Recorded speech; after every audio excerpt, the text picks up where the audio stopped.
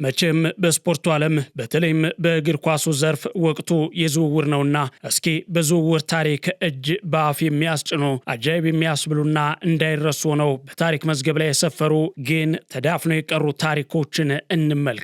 በእግር ኳስ የዝውውር ታሪክ ውስጥ እጅግ አስገራሚ፣ አስደናቂ፣ አነጋጋሪና ያልተጠበቀ ታሪክ ያላቸው በርካታ ተጫዋቾችና ክለቦች አሉ። ዛሬም ድረስ እንዲህም ይቻላል እንዴ የምንልባቸውና ለማመን የሚከብዱ የተመረጡ ታሪኮችን በወፍ በረር እንቃኛቸው። የጁሊያን ፎቨርቴን እንግዳ ክስተት፣ የጆን ኦቢ ሚካኤልን የሲኔማ ድራማ፣ ታላቁን የሶል ካምቤል ክህደት፣ ግራ አጋቢውን ሮቢኒሆን፣ የአሳማ ራስ ያስወረውረውን የሉዊስ ፊጎን ታላቅ ክህደት፣ በፓርላማና በማፊያ ቡድን የታገዘውን የዲያጎ ማራዶናን ዝውውር፣ የአሊ ዲያ የዓለማችን ትልቁን ማጭበርበር፣ የተጠለፈውን የዴቪድ ቤካም ዝውውር፣ በአንድ ስልክ ጥሪ የፈረሰው የሮይኪን ዝውውር፣ የማርቲን ብራይትዌይት የአደጋ ጊዜ ዝውውር፣ የገንዘብ ብክነትን ያደረሰው የኢማኑኤል አዲባየር ድርጊት፣ በኳስ መጫወቻ ጫማ የተገዛው የጂያን ሉካ ቪያሊ ዝውውርና ሌሎችም አስቂኝ፣ አስገራሚ፣ አዝናኝ፣ አነጋጋሪና ለማመን የሚከብዱ ያልተሰሙ የዝውውር ታሪኮች እነሆ በዕለቱ የገበያ ስፖርት ትንታኔ እንደሚከተለው ተዘጋጅተው ይቀርቡላችኋል። ሐምሌ 21 ቀን 2018 ዓ.ም ዕለተ ማክሰኞ ፕሮግራሙን አዘጋጅቼ ማቀርብላችሁ መኮንን አልማው ነኝ። አብራችሁን ቆዩ።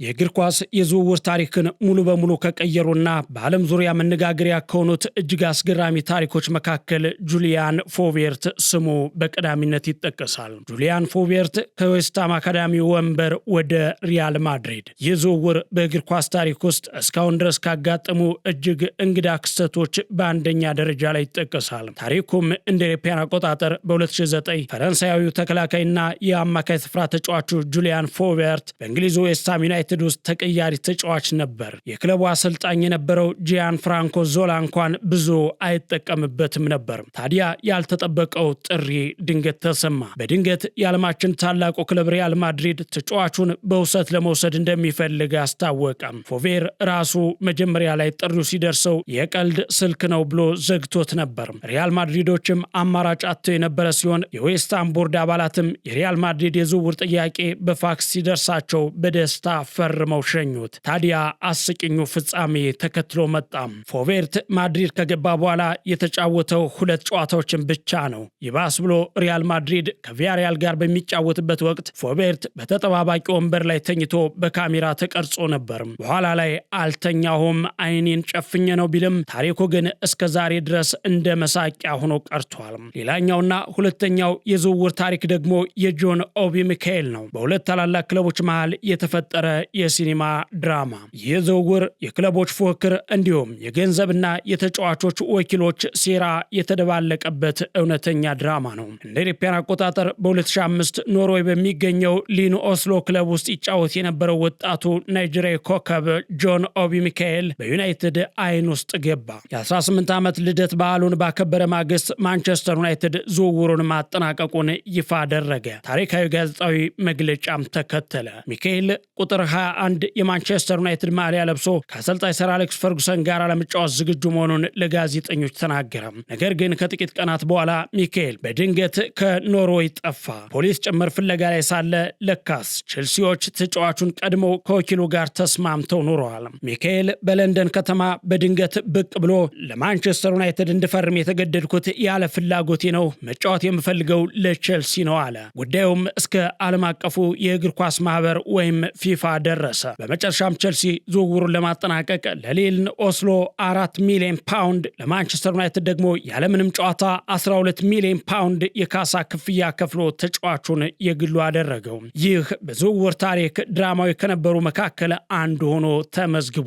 ሶስተኛው ደግሞ ሶል ካምቤል ነው። የሰሜን ለንደን ታላቁ ክህደት። በእንግሊዝ እግር ኳስ ታሪክ ውስጥ እንደ ሶል ካምቤል የደጋፊዎችን ልብ የሰበረና ከፍተኛ ጥላቻን የፈጠረ የለም ማለት ይቻላል። ይመስላል። ሶል ካምቤል የቶተናም ሆስፐር ካፒቴን፣ የደጋፊዎች ተወዳጅና የአካዳሚው ውጤት ነበር። ታዲያ ኮንትራቱ ሊያልቅ ሲል ክለቡ አዲስ ውል አቀረበለት። ካምቤል ግን ቶተናምን ጥዬ የትም አልሄድም፣ በተለይ ደግሞ ወደ አርሰናል በፍጹም አልዘዋውርም ብሎ በይፋ ቃል ገባ። ነገር ግን ሚስጥራዊ ዝውውር ተከተለ። በ2001 ክረምት ላይ የአርሰናሉ አሰልጣኝ አርሰን ቪንገር አዲስ ተጫዋች ሊያስተዋውቁ ጋዜጣዊ መግለጫ ጠሩ። ጋዜጠኞች ሁሉ አርሰናል ከኢፕስዊች ታውን ሊያስፈርመው የነበረው ግብ ጠባቂ ሪቻርድ ራይትን የሚያስተዋውቅ መስሏቸው ነበር። ጋዜጣዊ መግለጫው ሲጀምር ታዲያ አርሰን ቪንገር ይዘውት የገቡት ግን ሶል ካምቤልን ነበር። አዳራሹ በድንጋጤ ተዋጠ። ካምቤል በነፃ ዝውውር የቶተናም ቀንደኛ ጠላት ወደሆነው አርሰናል አምርቶ ተገኘ። ከዚያ ቀን ጀምሮ የቶተናም ደጋፊዎች ይሁዳ የሚል ስም ያወጡለት ሲሆን እስካሁን ድረስም በቶተናም የጥላቻ መዝገብ ውስጥ አለ። አራተኛው ደግሞ ሮቪኒዮ ነው። ለየትኛው ክለብ እንደፈረመ ያላወቀው ኮከብ በዝውውር መስኮት የመጨረሻ ቀን ወይም ዴድላይን ዴይ የገንዘብ ኃይል ምን ያህል ሰዓታትን ሊቀይር እንደሚችል ያሳየ ክስተት ነው። እንደ አውሮፓውያን አቆጣጠር በ2008 ብራዚላዊ ኮከብ ሮቪኒዮ ከሪያል ማድሪድ ለመውጣት ወሰነ። ቸልሲ ዝውውሩን 100% ማጠናቀቁን እርግጠኛ ስለነበረ እንዲያውም በክለቡ ኦፊሻላዊ ድረገጽ ላይ የሮቪኒዮ ስም ያለበትን የቸልሲ ማሊያ መሸጥ ጀምሮ ነበር። ይህ ተግባር ታዲያ ሪያል ማድሪዶችን በጣም አስቆጣቸው። ታዲያ በዚህ ጊዜ ማንቸስተር ሲቲ በድንገት ተከሰተ። በዚያ ዕለት የአረብ ባለሀብቶች ማንቸስተር ሲቲን በይፋ ገዙት። ታላቅነታቸውን ለማሳየትም ትልቅ ስም ያለው ተጫዋች ወዲያው መግዛት ፈለጉ። የማድሪዶችን በቸልሲ መበሳጨት ተጠቅመው በዝውውር መስኮቱ መዝጊያ የመጨረሻ ሰዓት ላይ 32.5 ሚሊዮን ፓውንድ አቅርበው ዝውውሩን ጠለፉት። ከዛም ሮቪኒዮ በእንግሊዝ መሬት ላይ ከረገጠ በኋላ ለጋዜጠኞች በሰጠው መግለጫ ላይ በዝውውሩ የመጨረሻ ቀን ቸልሲ ያቀረበልኝን ግሩም ጥያቄ ተቀብዬ እዚህ በመገኘቴ ደስተኛ ነኝ አለ። በዚያ ጊዜ ጋዜጠኛው የፈረምከው ለሲቲ እኮ ነው ብሎ ሲያስተካክለው ሮቪኒዮም ደንግጦ ኦህ አዎ ይቅርታ ማንቸስተር ሲቲ ማለቴ ነው በማለት ምላሽ ሰጥቷል። ይህም እሱ የመጣው ለገንዘቡ እንጂ ለክለቡ እንዳልነበረ ይፋ የሆነበት አጋጣሚ ነበር።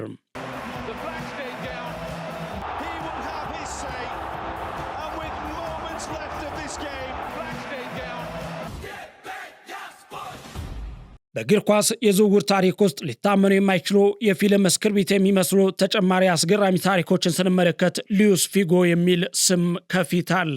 የአሳማ ራስ ያስወረወረው የዘመኑ ታላቅ ክህደት። ይህ ዝውውር በባርሴሎናና በሪያል ማድሪድ መካከል ያለውን ታሪካዊ ጠላትነት ወደ ላቀ ደረጃ ያሸጋገረ እውነተኛ ክስተት ነው። ታሪኩም እንደ አውሮፓውያን አቆጣጠር በ2000 ፖርቹጋላዊው አማካኝ ሉዊስ ፊጎ የባርሴሎና ካፒቴን፣ የደጋፊዎች ንጉስና የዓለማችን ምርጥ ተጫዋች ነበር። በወቅቱ የሪያል ማድሪድ ፕሬዝዳንት እጩ የነበሩት ፍሎሬንቲኖ ፔሬዝ ከተመረጥኩ እመኑኝ ፊጎን አመጣዋለሁ፣ ካላመጣሁት ግን ለሁሉም የክለቡ ደጋፊዎች የዓመት መግቢያ ትኬት በነፃ እገዛለሁ ብለው የምርጫ ቅስቀሳ አደረጉ። ነገር ግን ሚስጥራዊ ውል ነበር። ፔሬዝ የፊጎ ወኪል ጋር በመሄድ ፕሬዝዳንት ካልሆንኩ 2.5 ሚሊዮን ፓውንድ ሰጣችኋለሁ፣ ከሆንኩ ግን ፊጎ ማድሪድን ይቀላቀላል የሚል ገንዘብ ጭምር የታከለበት ውል አስፈረሙ። ፊጎ ፔሬዝ ያሸንፋሉ ብሎ ስላልገመተ በነፃ ገንዘብ አስቦ ተቀበለው። ባርሴሎናዎችም ወሬውን የማድሪድ የፖለቲካ ፕሮፓጋንዳ ነው ብለው አጣጣሉት። ፔሬዝ ማድሪድ ላይ ምርጫውን አሸነፉ። ፊጎ ውሉን ካፈረሰ 26 ሚሊዮን ፓውንድ ለፔሬዝ መክፈል ነበረበት። ይህን ያህል ገንዘብ ስለሌለው በግድ ወደ ሪያል ማድሪድ ተዘዋወረ። ታዲያ ከጥቂት ወራት በኋላ በኤል ክላሲኮ ጨዋታ ወደ ባርሴሎና ሜዳ ካምፕኑን ለመጫወት ሲመለስ ደጋፊዎች ከፍተኛ ተቃውሞ ከማድረጋቸው በላይ የማዕዘን ምት ሊመታ ሲሄድ የበሰበሰ የአሳማ ራስ በሜዳው ላይ ወርውረውበታል። ይህም እጅግ አስገራሚ የዝውውር ታሪክ ሆኖ ተመዝግቧል። ሌላው ደግሞ ዲያጎ ማራዶና ነው። በፓርላማና በማፊያ ቡድን የታገዘው ዝውውር። የዓለማችን ድንቅ ተጫዋች የሆነው ዲያጎ ማራዶና ከባርሴሎና ወጥቶ በወቅቱ ደካማ ወደነበረችው የኢጣሊያዋ ናፖሊ ያደረገው ዝውውር በፖለቲካና በሚስጥር የተሞላ ነበር። ታሪኩም እንደ አውሮፓውያን አቆጣጠር አቆጣጠር በ1984 ማራዶና ከባርሴሎና አስተዳደር ጋር በመጣላቱ ክለቡን መልቀቅ ፈለገ። ነገር ግን በወቅቱ ዝቅተኛ ግምት ለነበራትና ከደቡብ ጣሊያን ድህነት ጋር ለምትታገለው ናፖሊ ይፈርማል ብሎ ማንም አልገመተም። ናፖሊ ማራዶናን ለመግዛት የዓለማችን ከፍተኛውን 6.9 ሚሊዮን ፓውንድ ማቅረብ ነበረበት። ናፖሊም ይህንን ያህል ገንዘብ ከየት አመጣች የሚለው ጥያቄ የጣሊያንን ፓርላማ ጭምር አነጋግሮ ነበር። በሰፊው የሚታመንበት ሚስጥር ግን የናፖሊ ከተማ ታዋቂው ማፊያ ካሞራ የዝውውር ገንዘቡን በሚስጥር እንደከፈለ ነው። ማራዶና ናፖሊ ከተማ ሲደርስ 85,000 ደጋፊዎች ስቴዲየም ውስጥ ተቀበሉት። በአንደኛው ጋዜጣዊ መግለጫ ላይ አንድ ጋዜጠኛ ገንዘቡ የመጣው ከማፊያ ነውን ብሎ ሲጠይቅ የክለቡ ፕሬዝዳንት ጋዜጠኛውን አባረውታል። ማራዶና ግን ናፖሊን በታሪኳ ለመጀመሪያ ጊዜ የጣሊያን ሻምፒዮን አድርጓታል። ሌላው ደግሞ የአሊዲያ አስገራሚው ዝውውር ነው። አሰልጣኝ ላይ የተሰራው የዓለማችን ትልቁ ማጭበርበር። ይህ ዝውውር በእግር ኳስ ታሪክ ውስጥ እጅግ አስቂኙ የማጭበርበር ታሪክ ነው። አንድ ተራ ሰው ራሱን ፕሮፌሽናል ተጫዋች አስመስሎ በእንግሊዝ ፕሪሚየር ሊግ የተጫወተበት አስገራሚ ክስተት። ታሪኩም እንደ አውሮፓውያን አቆጣጠር በ1996 የሳውዛምፕተን አሰልጣኝ የነበረው ግሬም ሶነስ ስልክ ተደውለላቸው። ደዋዩ ራሱን የዓለም ኮከብ ወይም ብቸኛው አፍሪካዊ የባላንዶር አሸናፊ የሆነው የላይቤሪያውን ጆርጅ ዊሃን መስሎ ነበር። ደዋዩም በስልክ ጥሪው እንዲህ አለ። ለፒኤስጂ የተጫወተ ለሀገሩ ሴኔጋል 13 ጨዋታዎችን ያደረገ አሊዲያ የሚባል የአጎቴ ልጅ አለኝ ሞክረው አላቸው። አሰልጣኙ ስልኩ እውነተኛው ጆርጅ ዊሃ መስሏቸው ተታለሉ። አሊዲያ የተባለውን ግለሰብ ያለምንም በቂ ፍተሻ በአጭር ጊዜ ውል አስፈረሙት። ለካስ ስልኩን የደወለው የአሊዲያ የኮሌጅ ጓደኛ ነበር። አሊዲያ ደግሞ በዝቅተኛ ሊግ እንኳን መጫወት የማይችል ተራ ሰው ነበር። ከዛ ነው ነገሮች የተገለጹት። ከሊድስ ዩናይትድ ጋር በተደረገ ጨዋታ ላይ የሳውዛምፕተኑ ኮከብ ማት ሲቲሲየር ሲጎዳ አሰልጣኝ ሶነስ አሊዲያን ቀይረው አስገቡት። ነገር ግን አሊ ሜዳው ሲገባ ኳስ የት እንዳለች እንኳን መለየት አቅቶት ይሯሯጥ ነበር። ከ53 ደቂቃዎች ቆይታ በኋላም መልሰው አሰልጣኙ ቀየሩት። ከዛ ግን በማግስቱ ጠዋት ሆቴል ውስጥ የነበረውን ዕቃ ይዞ በመጥፋቱ ክለቡ ተታሎ እንደነበር ታወቀም። ሌላው ደግሞ ዴቪድ ቤካም ነው። የታቀደው ወደ ባርሴሎና ግን የሄደው ወደ ሪያል ማድሪድ። ይህ ዝውውር በአንድ ተጫዋች ዝናና በክለቦች የይስሙላ የፖለቲካ ጨዋታ የተመራ ታሪክ ነው። ታሪኩም እንደ አውሮፓውያን አቆጣጠር በ2003 ዴቪድ ቤካም ከአሰልጣኝ ሰር አሌክስ ፈርጉሰን ጋር ከተጣላ በኋላ ወይም ሰር አሌክስ ፈርጉሰን ዴቪድ ቤካምን በጫማ ቡትስ ወርውረው አይኑን ካቆሰሉት በኋላ ማንቸስተር ዩናይትድን መልቀቁ ታወቀ። በወቅቱ የባርሴሎና ፕሬዝዳንት እጩ የነበሩት ጆዋን ላፖርታ ምርጫውን ለማሸነፍ ቤካምን ወደ ባርሴሎና አመጣዋለሁ ከማንቸስተር ጋር ተስማምተናል ብለው መግለጫ ሰጡ። ማንቸስተር ዩናይትድም ዝውውሩን በድህረ ገጹ ላይ አረጋገጠ። ነገር ግን ቤካም ራሱ ዝውውሩን አልፈለገውም ነበር። ላፖርታም ምርጫውን ለማሸነፍ የተጠቀሙበት ድራማ ነበር። ፍጻሜውም ቤካም በባርሴሎና ድርጊት ተናዶ በሚስጥር ከሪያል ማድሪድ ጋር ተደራደረ።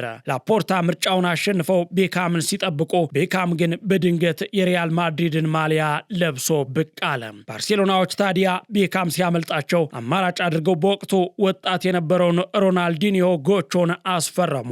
ይህም በኋላ ላይ ለባርሴሎና ወርቃማ ዘመን መፈጠር ምክንያት ሆነ።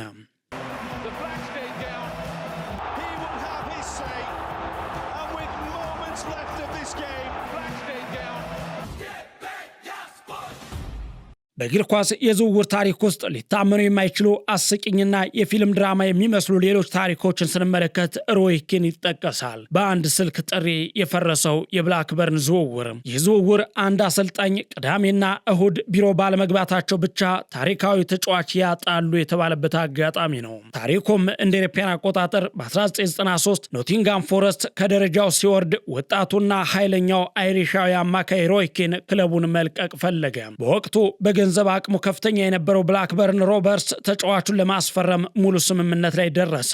ዓርብ ዕለት አመሻሽ ላይ ሮይ ኪን ከብላክበርኑ አሰልጣኝ ኬን ዳልግሊሽ ጋር ተገናኝቶ በቃላት ተስማማ። ነገር ግን የዝውውር ሰነዶችን ለማጠናቀቅ የክለቡ የቢሮ ሰራተኞች ወደ ቤት ሄደው ስለነበር አሰልጣኙ ሰኞ ጠዋት እንፈርማለን ብለው አሰናበቱት። ታዲያ ሰር አሌክስ ፈርጉሰን ወሬውን ቅዳሜ ጠዋት ሰሙ። ወዲያውኑ ለሮይ ኪን ስልክ ደውለው ከኔ ጋር ካርድ ወይም ካርታ እየተጫወትን ሻይ እንጠጣ ብለው ጋበዙት። ኬን ግን ፈርጉሰንን ሲያገኝ ሐሳቡን ቀይሮ ለማንቸስተር ዩናይትድ ፈረመ። ኬን ዳልግሊሽ ሰኞ ጠዋት ሲደውሎ ኬን ዩናይትድ መግባቱን ሲሰሙ እጅግ በጣም ተናደው እንደነበር ይነገራል። ሌላው ደግሞ ማርቲን ብራይትዌይት ነው። ከወራጅ ቀጠና ወደ ባርሴሎና የአደጋ ጊዜ ዝውውር የዝውውር መስኮት ተዘግቶ ባለበት ሰዓት ሕግን ተገን በማድረግ የተፈጸመ እንግዳ ዝውውር ነው። ታሪኩ እንደ ኢሮፓውያን አቆጣጠር በ2002 ባርሴሎናዎች በኦስማን ዴምቤሌና ሉዊስ ሱዋሬዝ ከባድ ጉዳት ምክንያት የፊት መስመር ተጫዋች አጡ።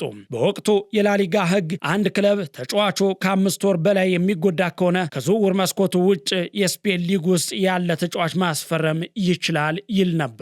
ባርሴሎናዎች ይህንን ሕግ በመጠቀም በወራጅ ቀጠና ውስጥ ትታገል ከነበረችው ሌጋኔስ ክለብ ዴንማርካዊውን አጥቂ ማርቲን ብራይትዌይትን የውል ማፍረሻ 18 ሚሊዮን ዩሮ ከፍለው በድንገት ወሰዱት። ይባስ ብሎ ሌጋኔስ ለብራይትዌይት ምትክ ሌላ ተጫዋች እንዳያስፈርም ላሊጋው ከለከላት። ባርሴሎና ደግሞ ወሳኝ ተጫዋቹን ወስዶባታል። ሌጋኔስ ዋና አጥቂዋ በመወሰዱ ምክንያት በዚሁ ዓመት ወደ ታችኛው ሊግ ወርዳለች። ብራይትዌይት ግን በድንገት የሜሲ አጋር ለመሆን በቃም። ሌላው ደግሞ ኢማኑኤል አዲባየር ነው። ከቶተናም ደሞዝ እየተቀበለ ለሲቲና ለክሪስታል ፓላስ መጫወት። ይህ ደግሞ በአንድ ተጫዋች ግትርነትና በክለብ ስህተት ምክንያት የተፈጠረ የገንዘብ ብክነት ታሪክ ነው። ቶተንሃም ቶጓዊውን አጥቂ ኢማኑኤል አዲባየርን ከቡድኑ ማግለል በፈለገበት ወቅት እሱ ግን በሳምንት 100,000 ፓውንድ የሚያገኝበትን የኮንትራት ዘመን ሳይጨርስ አልወጣም አለ። በመጨረሻም ቶተንሃም ኮንትራቱን ለማቋረጥ ተስማማ።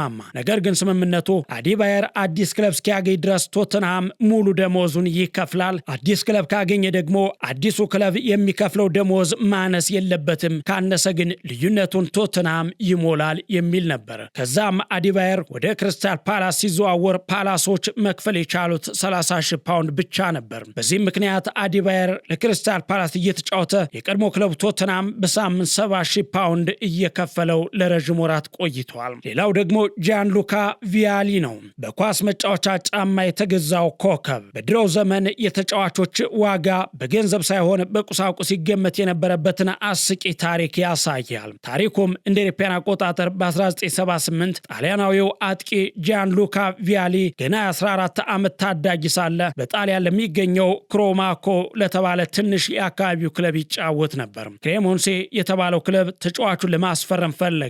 በወቅቱ ትንሹ ክለብ ገንዘብ ከመጠየቅ ይልቅ ለታዳጊ ቡድኖች የሚሆን ቁሳቁስ ፈለገ።